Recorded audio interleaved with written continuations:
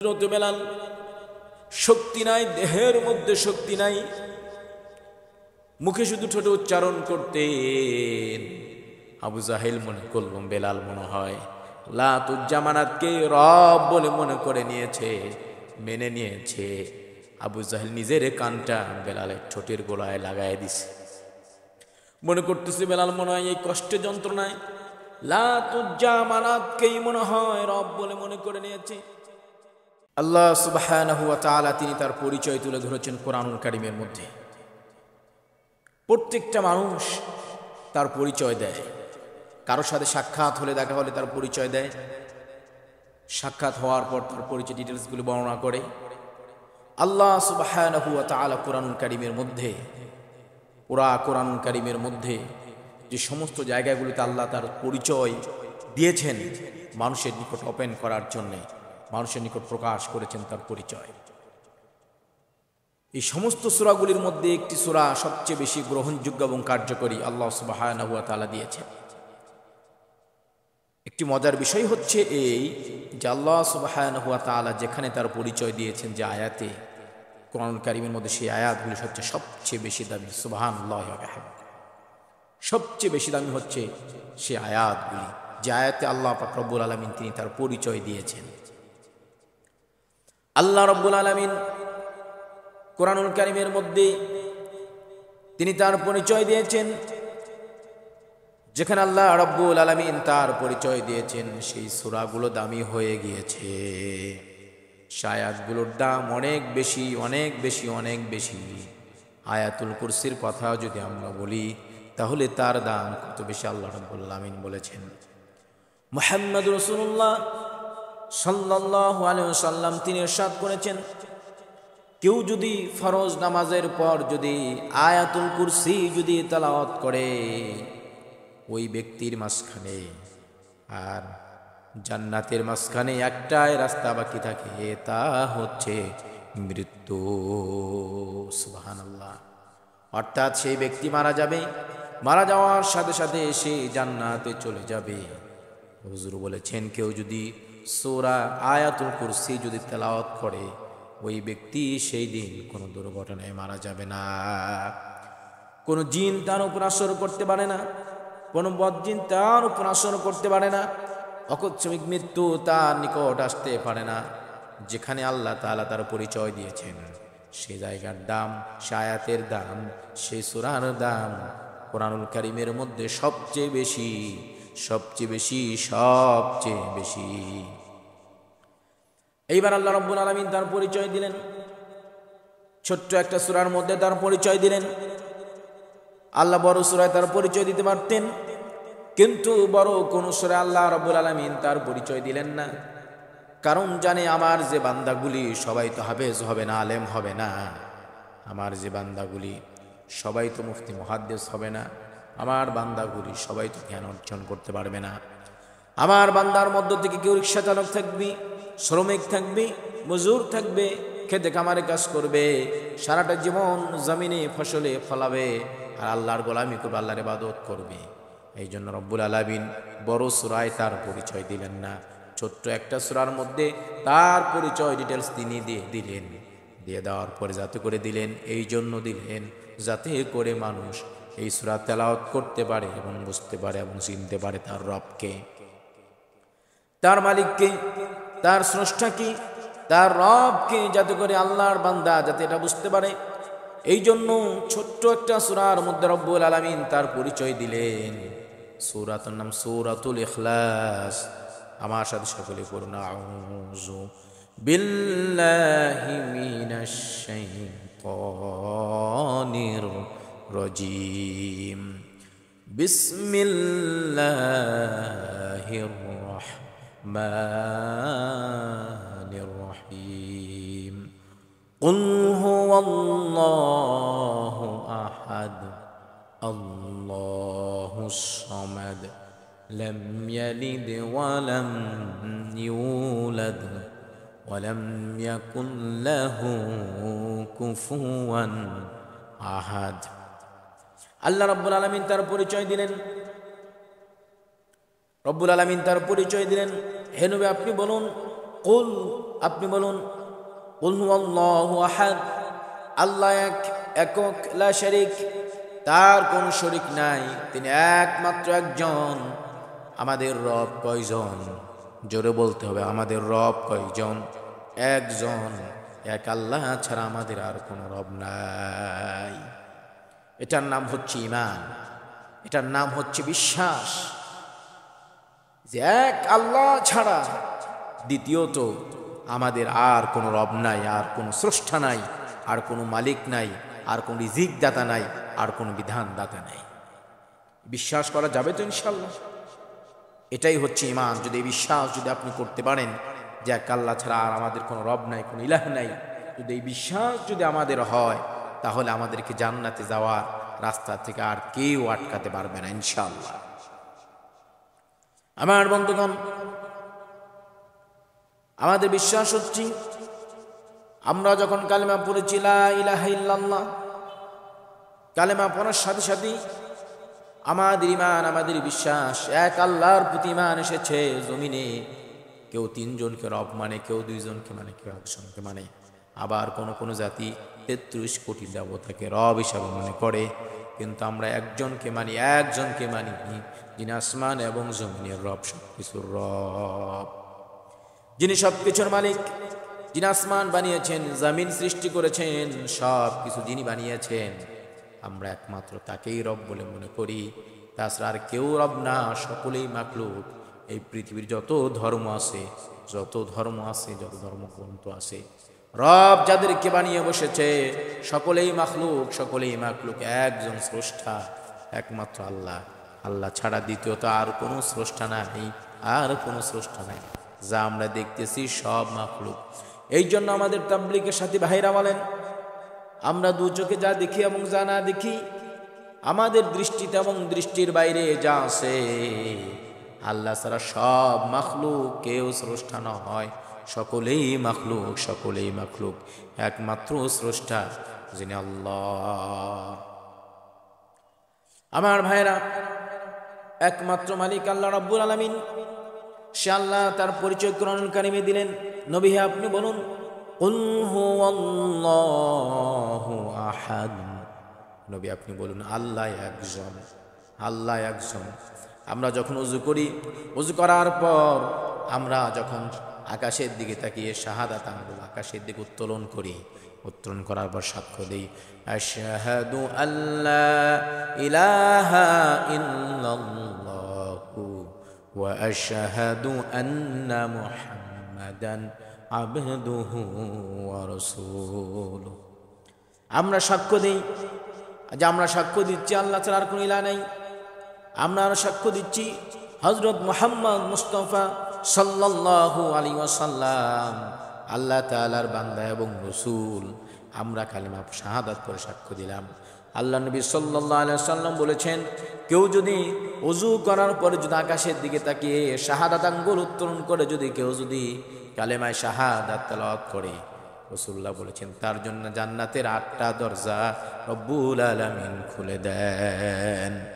সে যে দরজা দিয়ে ইচ্ছা, যেই দরজা দিয়ে তার মনে চায়, সেই দরজা দিয়ে আল্লাহর তৈরি জান্নাতে প্রবেশ করবে।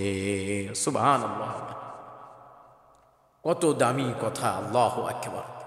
কত দামি কথা, কত সুন্দর কথা। ওযু করার পরে কেউ যদি কালেমায় শাহাদাত যদি পড়ে, শাহাদাত যদি তেলাওয়াত করে, আকাশের দিকে তাকিয়ে তার জন্য জান্নাতের ৮টা দরজা আল্লাহ রব্বুল আলামিন খুলে দিবেন। সেই বান্দার যেই দরজা দিয়ে ইচ্ছা জান্নাতে সেই দরজা দিয়ে প্রবেশ করবে। সুবহানাল্লাহ। তার মানে হচ্ছে ওযু করতে হবে, সময় মতো সালাত আদায় করতে হবে। সালাত আদায় করলো না, ওযু করলো হবে? হবে না। ওযুও করবে, সালাত আদায় করবে। 5 ওয়াক্ত নামাজের সময় বান্দা ওযু করবে এবং কালেমা শাহাদাত করবে। আল্লাহ আমাদের তৌফিক দান করুন, সকলে বলুন আমিন। আমার বন্ধুগণ, আল্লাহ রাব্বুল আলামিন তার পরিচয় দিচ্ছেন কুল হুয়াল্লাহু আহাদ, আল্লাহ একক, একজন, আর কোনো মালিক নাই, ইলাহ নাই। হযরত বেলাল রাদিয়াল্লাহু আনহু নবী করিম সাল্লাল্লাহু আলাইহি ওয়াসাল্লামের প্রিয় একজন সাহাবী এবং মুসনাদ নববীর মুয়াজ্জিন বেলাল রাদিয়াল্লাহু আনহু তাকে যখন মক্কা নগরীতে আঘাত করা হতো, যন্ত্রণা দেওয়া হতো, কষ্ট দেওয়া হতো, মরুভূমির উত্তপ্ত বালুতে যখন ওই বিলাল রাদিয়াল্লাহু আনহুকে যখন রেখে দেওয়া হতো, এবং বিশাল বড় পাথরটা যখন তার বুকের উপরে যখন দেওয়া হতো, চাপ দেওয়া হতো, নিচের উত্তপ্ত গরম বালু, উপরে হলো পাথর দিয়ে চাপা, প্রচণ্ড রোদের মধ্যে থাকে, মরুভূমির মধ্যে সহায় কাজ করা হতো। হযরত বেলালকে যখন রক্তাক্ত করা হতো, আঘাত করা হতো, চাবুক মারা হতো, হযরত বেলাল যতক্ষণ পর্যন্ত জ্ঞান থাকতেন একটা শব্দই বলতেন, আহাদ আহাদ আহাদ, এক এক এক এক এক এক, আল্লাহ ছাড়া আর কোনো ইলাহ নাই। আল্লাহ। আবু জাহেল লাতুজ্জামানাতের মূর্তি নিয়ে আসতো ছোট করে, প্রচন্ড নিচে গরম, উপর প্রচন্ড রোদ, উত্তপ্ত রোদ, আমার বুকের উপরে পাথর চাপা দেওয়া, রক্তাক্ত ক্ষত বিক্ষত করে ফেলেছে। বেলালকে যখন ধরে নিয়ে যেত, রাসূলুল্লাহ মনে করতেন বেলাল বুঝে আজকে শেষ হয়ে যাবে, আর বাঁচবে না। সাহাবীরা মনে করত আজ মনে হয় বেলাল শেষ হয়ে যাবে, বেলাল মনে হয় আর মনে হয় বাঁচবে না, আজকেই বুঝি বেলালের শেষ দিন। আল্লাহর হাবিব কান্নায় ভেঙে পড়তেন, সাহাবা কেরাম কান্নায় ভেঙে পড়তেন, আজ বুঝি বেলালের শেষ দিন। ওই যে বেলালকে উমাইয়া কাফেররা মুশরিকরা ধরে নিয়ে যাচ্ছে, মনে হয় শেষ হয়ে যাবে।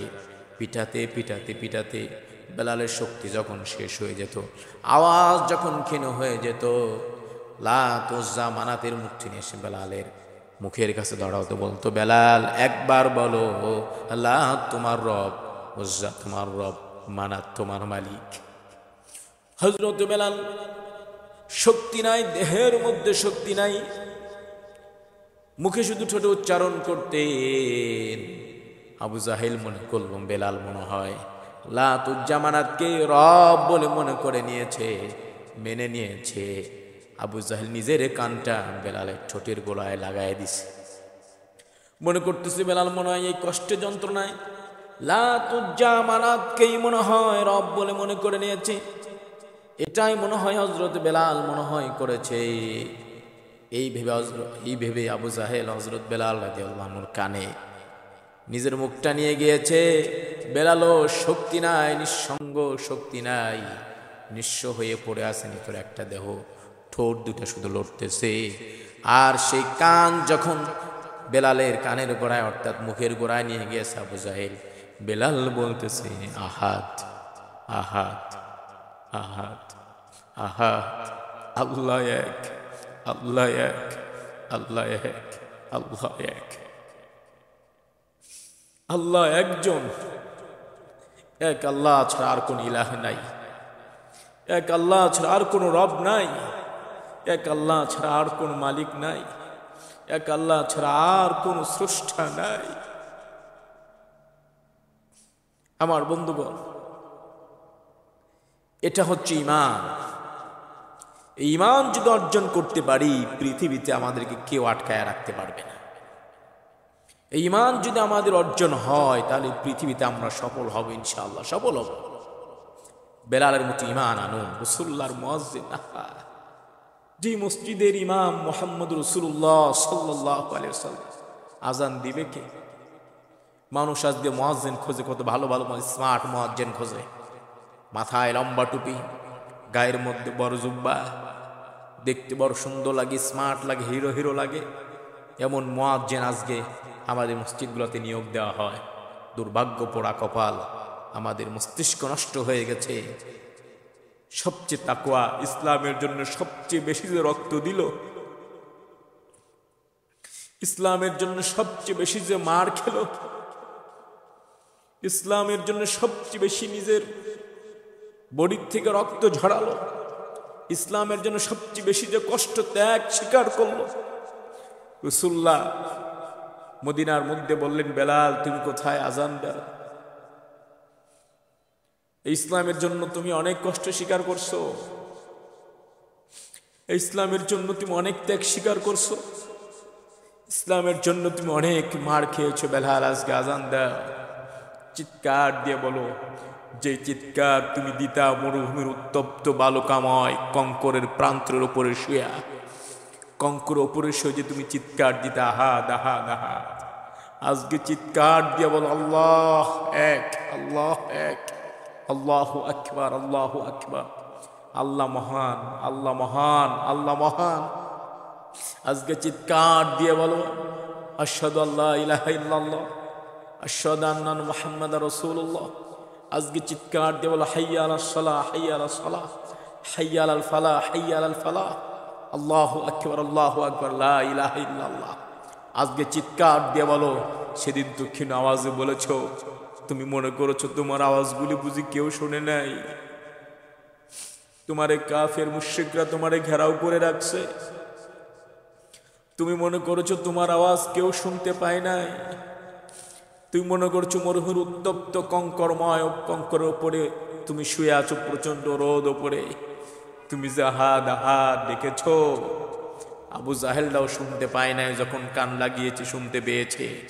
কিন্তু তোমার আহাদের আওয়াজ, আহাদের আওয়াজ রব্বুল আলামিন আরশ আযীম থেকে শুনতে পেয়েছে। সুবহানাল্লাহ। আমার ভাইরা, আমার বন্ধুগণ, এই জন্য বলি ইমান ওলা হন, ইমান ওলা হন। চেহারা ভালো না হলে কি হবে? ছোট মোটা হলে কি হবে? চেহারা কালো হলে কি হবে? দেখতে অত সুন্দর না হলে কি হবে? কিন্তু কলিজাটা ইমান দিয়া ভরা। রাসূলুল্লাহ বললেন, বেলাল আজকে আজান দাও, চিৎকার মেরে আজান দাও। আমার ভাইরা, আল্লাহর পরিচয় যদি আমাদের কলিজার মধ্যে যদি লাগে, আল্লাহর পরিচয় যদি আমাদের কলিজার মধ্যে যদি ঢোকে, তাহলে দুনিয়ার কোনো শক্তি নাই যে ইমান থেকে চুল পরিমাণ আমাদেরকে পেছন দিকে সরাতে পারে। জমিনের কোনো শক্তি নাই যে আমাদের ইমানকে চুল পরিমাণ চলাতে পারে, পেছন দিকে আমাদের ইমানকে নিতে পারে।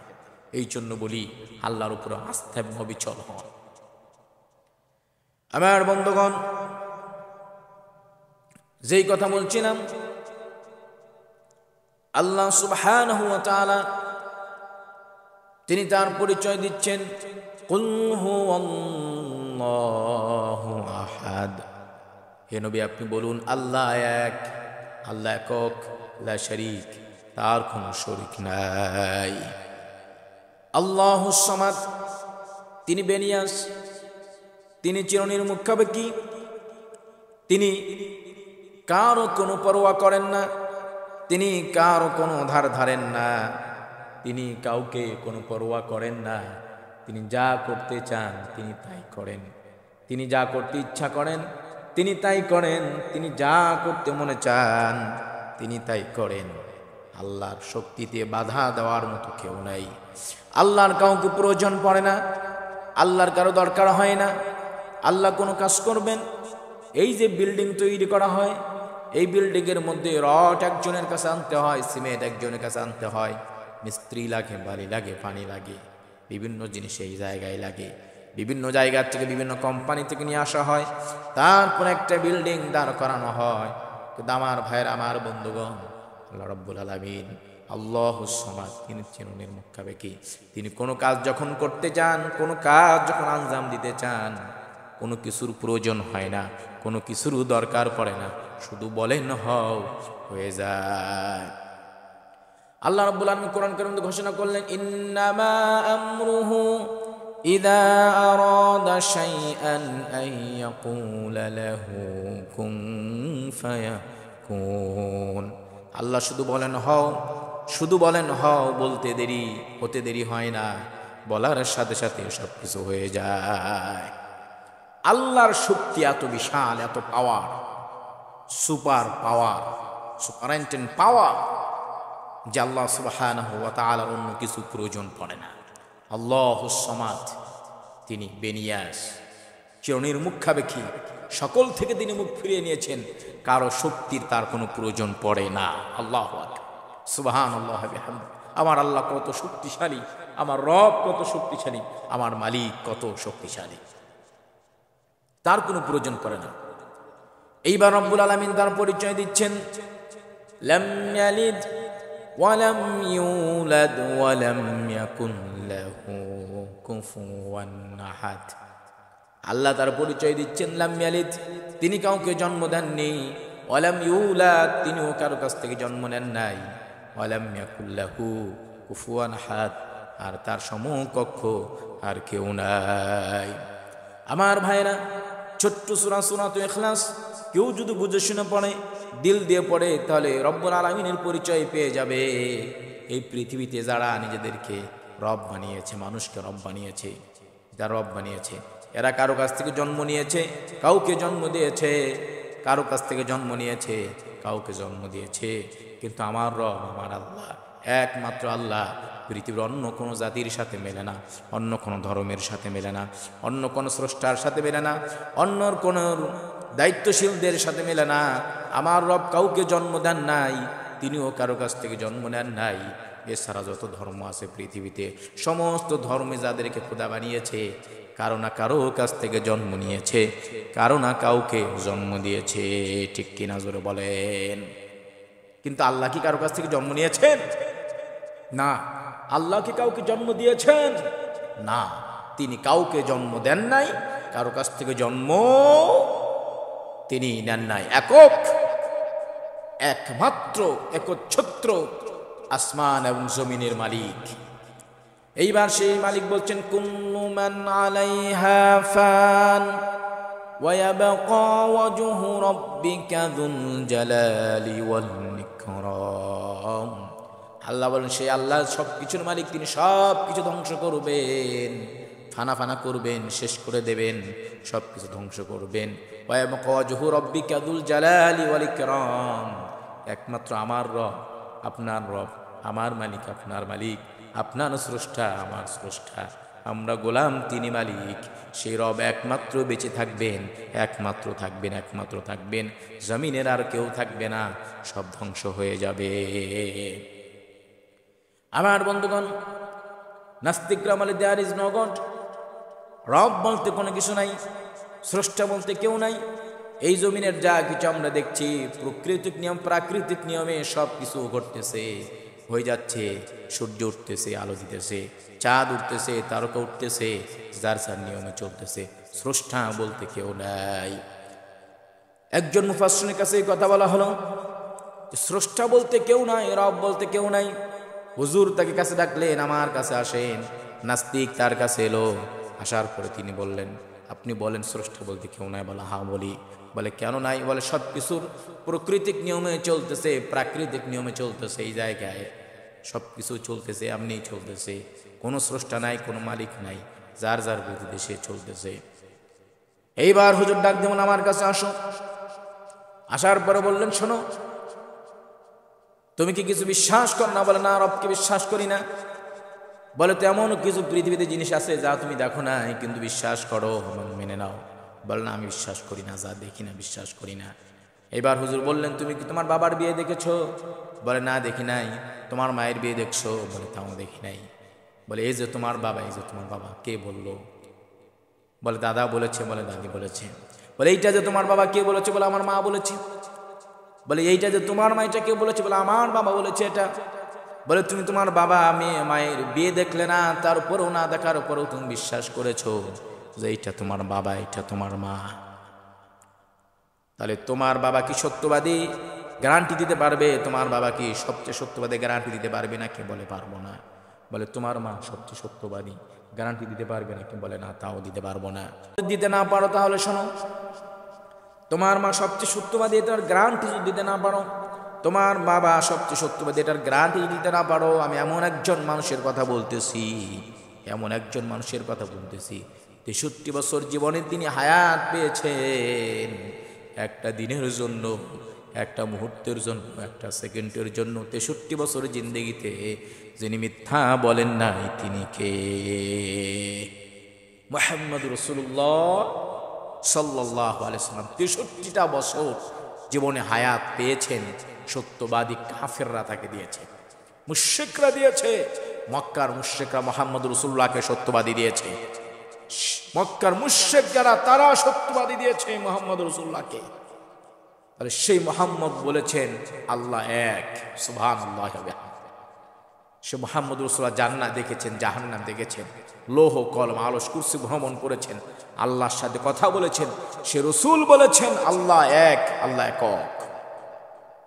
তাহলে তুমি তোমার মায়ের গ্যারান্টি দিতে পারছো না সত্যবাদী কিনা, বাবার গ্যারান্টি দিতে পারছো না সত্যবাদী কিনা, দাদা দাদি নানা নানির গ্যারান্টি দিতে পারছো না সত্যবাদী কিনা। কিন্তু আমরা তো গ্যারান্টি দেই, সমাজ ব্যবস্থা গ্যারান্টি দেয়, রাষ্ট্র গ্যারান্টি দেয়, কাফের মুশরিকরাও গ্যারান্টি দিয়েছে। মুহাম্মদ রাসূলুল্লাহ জীবনে কোনোদিন একটা দিনের জন্য মিথ্যা কথা বলেন নাই। সে রাসূল বলেছেন আল্লাহ এক। নাস্তিকের চোখ দিয়া পানি এসেছে, বলতেছে হুজুর আর বলা লাগবে না, বুঝে এসে গেছে, আর বলতে হবে না, বুঝে এসে গেছে আল্লাহ এক। হুজুর বললে শুধু বললে হবে না, পড়ো লা ইলাহা ইল্লাল্লাহু মুহাম্মাদুর রাসূলুল্লাহ। আল্লাহ রাব্বুল আলামিন বলেন বান্দারি তুমি তোমার নিজের দিকে তাকাও, ওয়া নাফসি ওয়া মা সাওয়াহা, আমি তোমার কসম করে বলছি, তোমার নফসের কসম করে বলছি, তোমার সাউনির কসম, তুমি তোমার নিজের দিকে তাকাও, তোমার রবকে খুঁজে পাবে। তোমার চোখের দিকে তাকাও, তোমার মাথার দিকে তাকাও, তোমার সুন্দর অবয়বের দিকে তাকাও, তুমি তোমার রবকে, রবের পরিচয় খুঁজে পাবে। আসমান জমিনের দিকে তাকাও, তুমি তোমার রবের পরিচয় খুঁজে পাবে। গাছ গোছালি পানার দিকে তাকাও, তুমি তোমার রবের পরিচয় খুঁজে পাবে। প্রত্যেকটা সৃষ্টির দিকে তাকায় তাকায় দেখো, তোমার রবের পরিচয় তুমি কিন্তু খুঁজে পাবে। এক সেকেন্ডের জন্য তোমার বিলম্ব হবে না, দেরি হবে না। আমার বন্ধুগণ, কিছু নাস্তিক এই জমানায় যেমন নাস্তিকরা আছে, শাহবাগে যেমন নাস্তিকরা এই জমানাও আছে, ঠিক সেই জমানাও শাহবাগের সেই জমানাও নাস্তিকরা ছিল।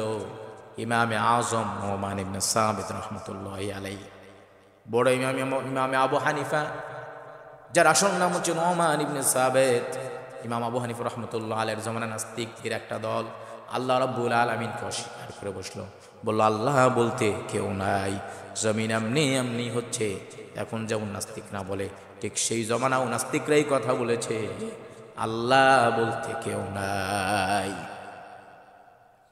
আমার বন্ধুগণ, নাস্তিকরা যখন এই কথাগুলো বলল, জনসম্মুখে প্রকাশ্য দিবালোকের ন্যায় মানুষদের সামনে অপমান করতেছে। কেউ যদি আমাদের সামনে বসতে চাও বসতে পারো, আমরা যুক্তি দিয়ে প্রমাণ করে দেবো আল্লাহ বলতে কেউ নাই, স্রষ্টা বলতে কেউ নাই, যা হচ্ছে এমনি হচ্ছে সবকিছু। ইমামে আজম আবু হানিফা রাহমাতুল্লাহ আলাইহি তাদের চ্যালেঞ্জ গ্রহণ করলেন, নির্ধারিত একটা সময় দিলেন, অমুক দিন অমুক সময়, অমুক দিন অমুক সময় আমি তোমাদের সাথে বসবো, কথা বলবো, রাজ্যের মধ্যে ঘোষণা করে দাও, মানুষদেরকে ঘোষণা করে দাও। মানুষ ঘোষণা করে দেওয়া হলো, ইমাম আবু হানিফার সাথে নাস্তিকদের চ্যালেঞ্জ হবে, নাস্তিকদের কম্পিটিশন বহস হবে। আমার বন্ধুগণ, ঠিক তারিখের দিন লক্ষ লক্ষ মানুষ জমায়েত হয়ে গেল ময়দানে। ইমামে আজমের সাথে তর্কশাস্ত্র চলবে, তর্ক বিতর্ক চলবে। সময় আমরা ধরে নিলাম 10টার দিকে, এমন একটা সময় বোঝানোর জন্য একটা সময় ধরলাম 10টা।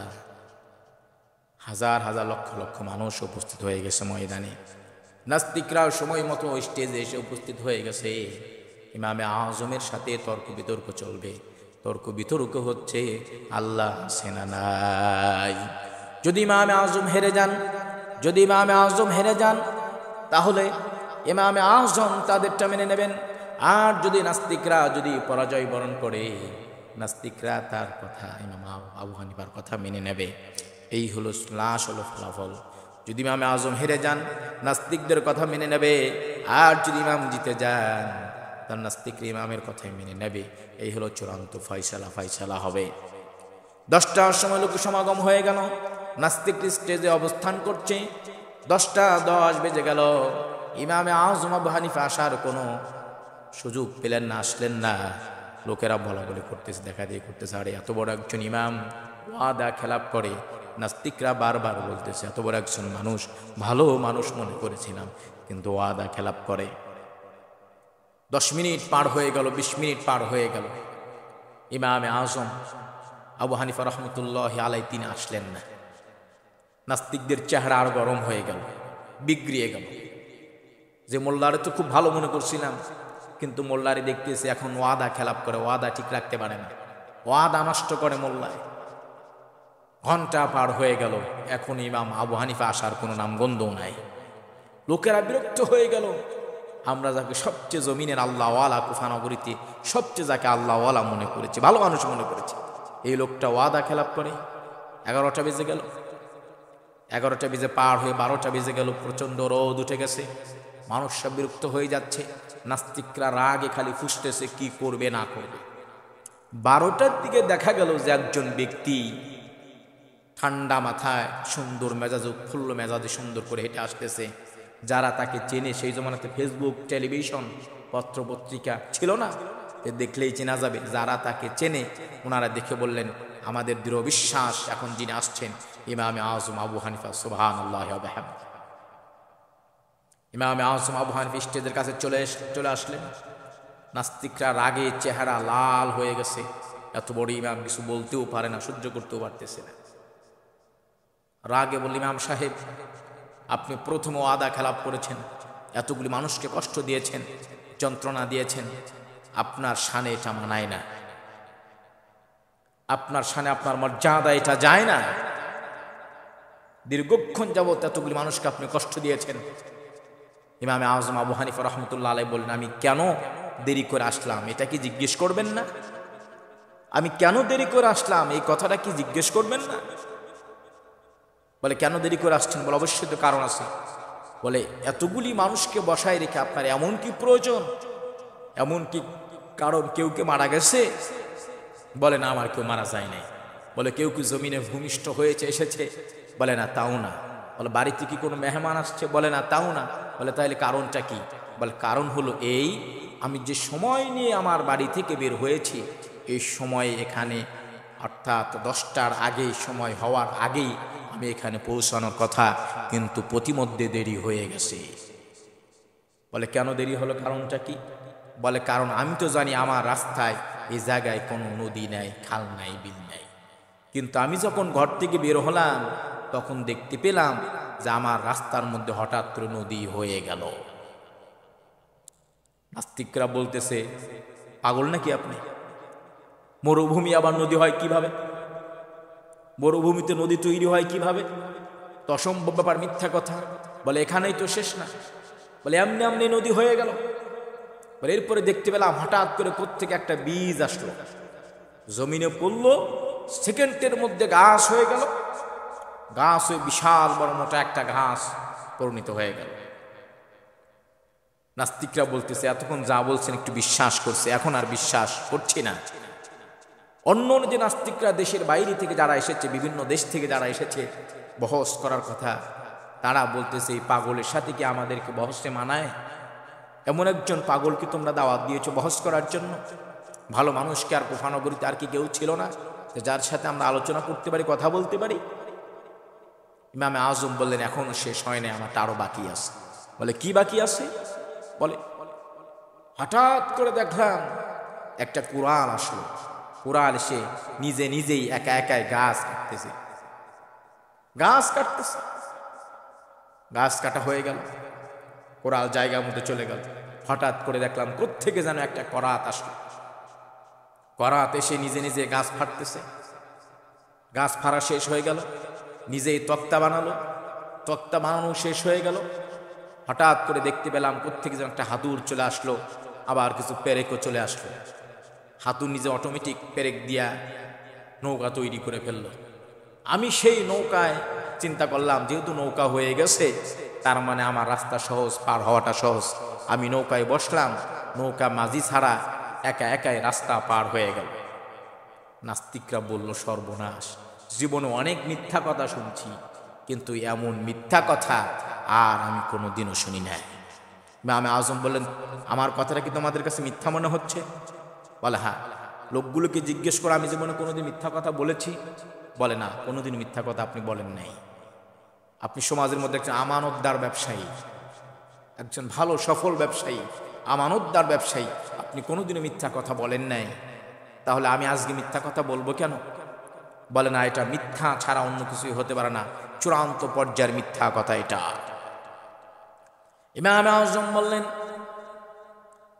আমারটা যদি মিথ্যা কথা হয়ে থাকি, তোমরাও আল্লাহ রাব্বুল আলামিনকে অস্বীকার করছো, আমার মিথ্যার চৌ তোমরা যে আল্লাহকে অস্বীকার করছো, চূড়ান্ত পর্যায়ের সবচেয়ে বড় মিথ্যা এটা।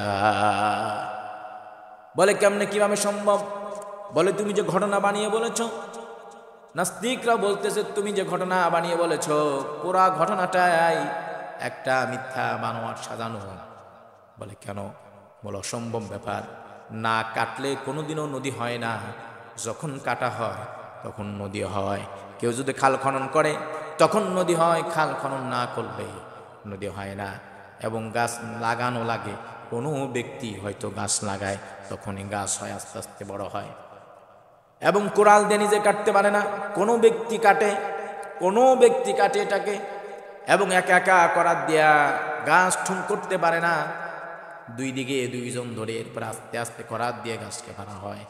এরপরে তক্তা তৈরি করা হয়, একজন লোকের তৈরি হয়, এরপরে একজন মিস্ত্রির তৈরি হয় যিনি নৌকা বানাবেন।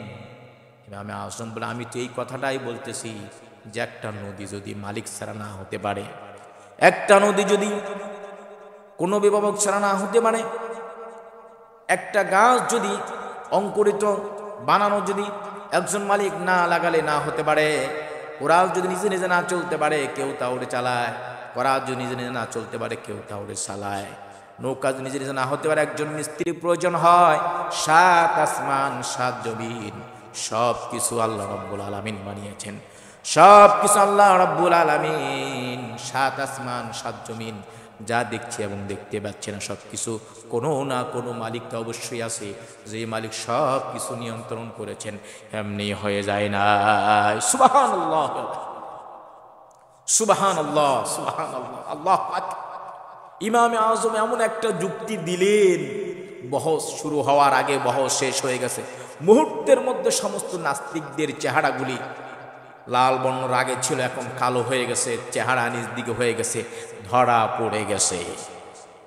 যে আমার ছোট্ট একটা নৌকায় যদি মিস্ত্রি ছাড়া না হয়, ছোট্ট একটা গাছ কাটতে হবে, এটাও যদি মালিক ছাড়া লোক ছাড়া যদি গাছ না কাটা যায়, এত বড় বিশাল আসমান বিশাল জমিন সবকিছু এমনি এমনি কেমনে চলে? ছোট্ট কাজটাও যদি একা না হয়, কেউ সেটাকে করে, তাহলে এত বড় বিশাল আকাশ বিশাল জমিন এত বড় আয়োজন চলতেছে, তাহলে এটা এমনি এমনি কেমনে হয়ে যায়? ইমামে আজম যখন বলেছেন, নাস্তিকরা বুঝতে পেরেছি আমরা ধরা খেয়ে গেছি, আমাদের আর কোনো যুক্তি চলবে না। ইমাম আবু হানিফা বহস শুরু হওয়ার আগেই বহস তিনি শেষ করে দিয়েছেন। নাস্তিকরা বলতেছে, ইমাম সাহেব আর লজ্জা দেবেন না, আর কষ্ট দেবেন না, আমাদেরকে ঘোষণা করান আশহাদু আল্লা ইলাহা ইল্লাল্লাহু ওয়া আশহাদু আন্না মুহাম্মাদান আবদুহু ওয়া রাসূলুহু। আমাদের বুঝে এসে গেছে, আমাদের বুঝে এসে গেছে যে একজন না একজন আছেন যিনি পৃথিবীর সব নিয়ন্ত্রণ করতেছেন। আল্লাহ রাব্বুল আলামিন কথাগুলোই সব কিছু নিয়ন্ত্রণ করছেন, যে আল্লাহর হুকুম ছাড়া কিছু হয় না। আল্লাহ তাআলা কোরআনুল কারীমে সূরাতুল আনআমের মধ্যে আল্লাহ রাব্বুল আলামিন ঘোষণা করলেন, ওয়া ইনদাহু মাফাতিহুল গায়বি লা ইয়ালামুহা ইল্লাহু। আল্লাহ বলেন সমস্ত গায়বের চাবিকাঠি আল্লাহ তাআলার নিকট, আর তিনি ছাড়া কেউ জানেন না। এই জমিন আসমানে কি হচ্ছে, সমুদ্রে কি হচ্ছে, কোন জায়গায় কি হয়, আল্লাহ ছাড়া আর কেউ জানেন না। ওয়া ইয়ালামু মা ফিল বাররি ওয়াল বাহর। আল্লাহ রাব্বুল আলামিন আসমান এবং জমিনে, স্থলে এবং সমুদ্রের মধ্যে যা আছে সব জানেন, কি চলে কি হয় না কি হচ্ছে সব কিছু জানেন, ভবিষ্যৎ জানেন, অতীত জানেন এবং বর্তমান জানেন, সব কিছু জানেন, প্রেজেন্ট পাস্ট ফিউচার সব কিছুর জ্ঞান আল্লাহ রাব্বুল আলামিন নিকট আছে। আল্লাহ রাব্বুল আলামিন সব জানেন, আল্লাহর জ্ঞানের বাইরে কোনো কিছু না। আল্লাহ আরো বলেন, ওয়ামা তাসকুতু মিন ওয়ারাকাতিন ইল্লা ইয়ালামুহা। যে একটা গাছের পাতাও যদি পড়ে ওটাও আল্লাহর নজরে আছে, আল্লাহর ইলমে আছে, আল্লাহর জ্ঞানে আছে। আল্লাহর অনুমতি ছাড়া একটা গাছের পাতা পর্যন্ত জমিনে পড়ে না। তাফসীর কিতাবের মধ্যে এসেছে, একটা মরা গাছের পাতা যখন পড়ে যায়, যখন গাছ থেকে যখন পড়ে যায়, জমিনে পড়ে যাওয়ার সাথে সাথে ওই পাতাটুকুর কতটুকু আওয়াজ হয়, আওয়াজ হয়। আমার রব আমার আল্লাহ সে আওয়াজটুকু তিনি জানেন, শুনতে পান। এমনকি পিঁপড়া জমিনে পিঁপড়া হাঁটি, ওই যে পিঁপড়া পা দিতেছে, পিঁপড়ার হাঁটার আওয়াজ, পায়ের আওয়াজ আজ পর্যন্ত কোন মানুষ আমরা শুনলাম না। এমন কোন যন্ত্র নাই যে সেটা তৈরি করা হয়েছে পিঁপড়া হাঁটতেছে, কিন্তু ওই যে পিঁপড়ার পায়ের আওয়াজ আমার রব আমার আল্লাহ আমার মালিক তিনি শুনতে পান। সুবহানাল্লাহ। আমার আল্লাহ তিনি পায়ের আওয়াজ পর্যন্ত তিনি শুনতে পান, আমার মালিক পায়ের আওয়াজ পর্যন্ত তিনি শুনতে পান। আমার ভাইয়েরা, আল্লাহ রব্বুল আলামিন আর অসংখ্য আয়াতগুলি দিয়েছেন। আমি ধারাবাহিকভাবে যদি আল্লাহর আয়াতগুলি বলি শেষ হবে না। সব কিছুর মালিক তো একজন আল্লাহ, এর জন্য তিনি তো সব জানেন বোঝেন, তার কাছে সমস্ত ইলম আছে, তার কাছে সমস্ত জ্ঞান আছে। আমার ভাইয়েরা, আরেকজন নাস্তিক ইমাম জাফর সাদেক রাহমাতুল্লাহ আলাইহির নিকট এসে বলতেছে, আমি আল্লাহ বলতে কাউরে মানি না, আল্লাহ বলতে কেউ নাই, আল্লাহ বলতে কাউরে মানি না। এই পৃথিবী এমনি এমনি চলতেছে। ইমাম জাফর সাদেক রহমতুল্লাহ আলাইহি বলেন, নাস্তিক রে, তুমি কি আল্লাহ বলতে বিশ্বাস করো না? না, করি না। বলে, তোমার জীবনে এমন কোনো ঘটনা ঘটেছে নাকি যেটা তোমার জন্য বড় আশ্চর্যজনক, বড় মুসিবতের দিন, বড় কষ্টের দিন ছিল? নাস্তিক বলতেছে, হ্যাঁ আমার জীবনে ঘটেছে, হ্যাঁ আমার জীবনে ঘটেছে। এমন দিন আমার জীবনে এসেছে, মানে আমি একবার নদী পার হচ্ছিলাম, জাহাজ চলতেছিল, লঞ্চ চলতেছিল, শত শত মানুষ ছিল সেই জায়গার মধ্যে। প্রচণ্ড ঝড় শুরু হলো, প্রচণ্ড ঝড় আসলো এবং দত্তের মতো ঝড়গুলি এসে জাহাজকে একবার ডানে, একবার বামে, একবার সামনে পেছনে নিয়ে যায়। সমস্ত মানুষরা মৃত্যু চোখে দেখতেছিল, আমিও দেখতেছিলাম। মৃত্যু আমাদের চোখের সামনে ভাসমান, মৃত্যু যেন আমরা দেখতেছিলাম। আজ হয়তো আর বাঁচার কোনো রাস্তা নাই। নাবিককে বলে দিল, যার যার মালিকরে ডাকেন, যার যার স্রষ্টারে ডাকেন, মনে হয় এরপরে আমরা আর কেউ জিন্দা থাকবো না, কেউ জীবিত থাকবো না। এইবার ইমাম জাফর সাদেক বললেন, নাস্তিক রে, যখন নাবিক যখন এই কথা বলল, যার যার স্রষ্টারে মালিকরে ডাকেন, সেই সময় আপনি কাকে ডেকেছেন? আপনার মুখ দিয়া কার নাম বের হয়েছে? নাস্তিক বলে, সেই সময় আমি সব ভুলে গেলাম, শুধু একজনের নাম আমার মনে ছিল, আল্লাহ আল্লাহ আল্লাহ আল্লাহ, তুমি আজকে বাঁচায়া দাও, বাঁচায়া দাও। ইমাম জাফর সাদিক বলে, নাস্তিক রে, যেই মুসিবতের দিনে, যেই বিপদের দিনে, যেই মুসিবতের দিনে, যেই বিপদের দিনে, যেই মুসিবতের সময়, যে বিপদের সময় তুমি আল্লাহরে ডাকলে সব ভুলে গেলে, যে আল্লাহ তোমারে বাঁচায় দিল, আর আজকে তুমি আমার সামনে দাঁড়ায় আছো, আমার সামনে জীবন্ত মানুষটা তুমি আমার সাথে দাঁড়িয়ে আছো, আমার সাথে কথা বলতেছো, যে মুসিবতের সময়, মুসিবতের দিনে যে আল্লাহ তোমারে বাঁচায় দিল, যে আল্লাহ তোমারে বাঁচায় দিল।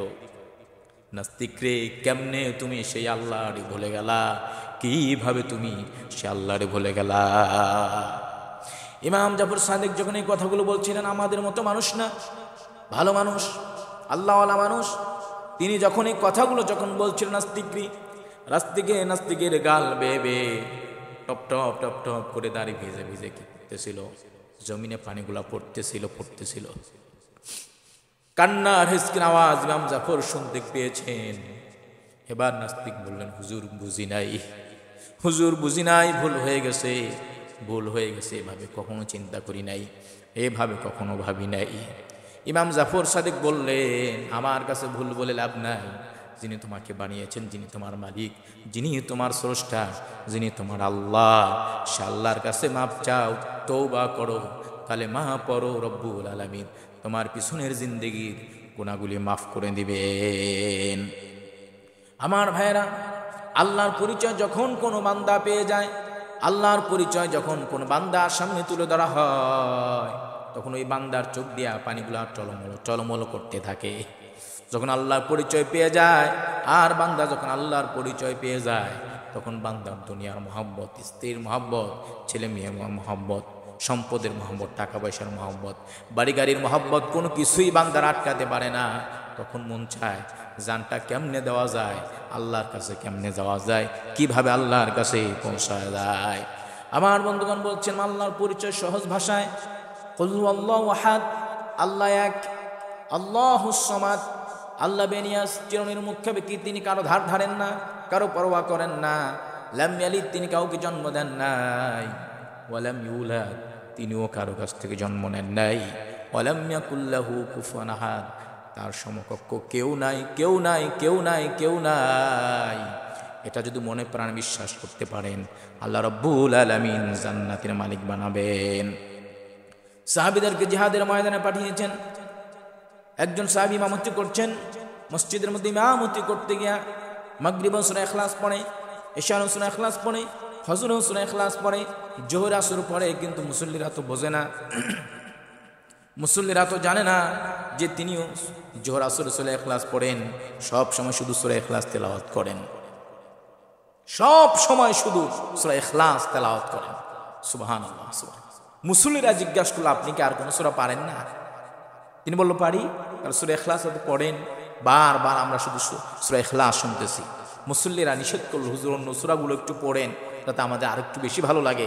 তিনি পড়লেন না। সাহাবীরা ধরে নিয়ে আসলো, চলো রাসূলুল্লাহর কাছে চলো।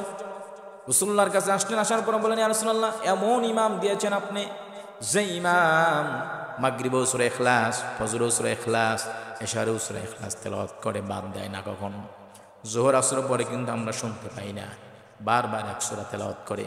রাসূলুল্লাহ বললেন, সাহাবীরে, কেন, কিসের জন্য সূরা ইখলাস বারবার তেলাওয়াত করো, বারবার পড়ো? কারণটা কি, কোন কারণে পড়ো? সাহাবী বলে, হুজুর, এই সূরা ইখলাসকে আমি মহব্বত করি, আমি ভালোবাসি। সূরা ইখলাস যখন তেলাওয়াত করি, আল্লাহর পরিচয় আমার চোখের সামনে ভেসে ওঠে। সূরা ইখলাস যখন পড়ে, আল্লাহর পরিচয় আমার সামনে ভেসে ওঠে।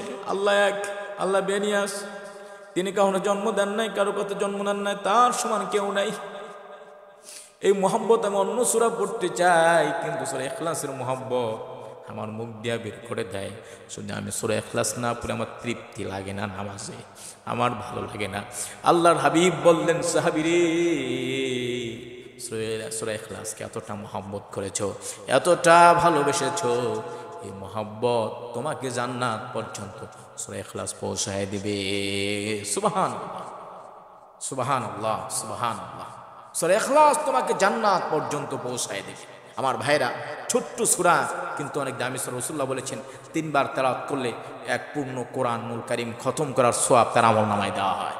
করবো তো ইনশাআল্লাহ। অন্তত প্রতিদিন যদি আমরা রুটিন যদি করে নেই, যে আমরা আমাদের পিতা মাতা যারা মরে গিয়েছে, অন্ধকার কবরে চলে গিয়েছে, প্রত্যেক নামাজের পর সূরা ইখলাস 3 বার করে পড়বো, এক খতম কোরআন শরীফ আমার বাবার জন্য, আমার মায়ের জন্য হাদিয়া পাঠাবো। রাজি আছেন তো ইনশাআল্লাহ? রাজি আছেন তো ইনশাআল্লাহ? আমার ভাইরা, আল্লাহর পরিচয়, আল্লাহর পথে আসুন।